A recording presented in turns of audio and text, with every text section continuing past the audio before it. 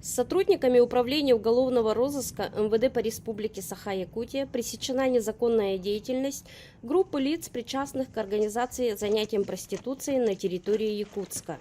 Установлены 3 мужчин, под руководством которых около десятка женщин в возрасте от 23 до 44 лет предоставляли услуги интимного характера за денежное вознаграждение.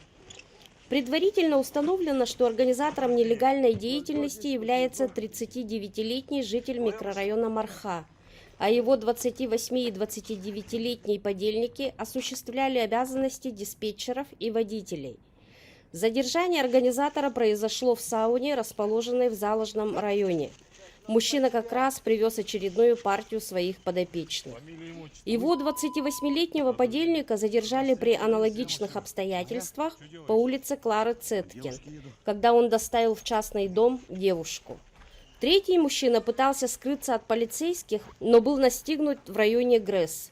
В ходе оперативных мероприятий изъяты 4 автомашины, принадлежавшие данным гражданам, гаджеты, а также 750 тысяч рублей незаконной прибыли.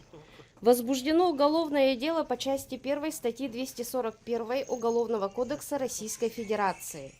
Организатор и его 28-летний подельник водворены в изолятор временного содержания МУМ ВД России Якутская.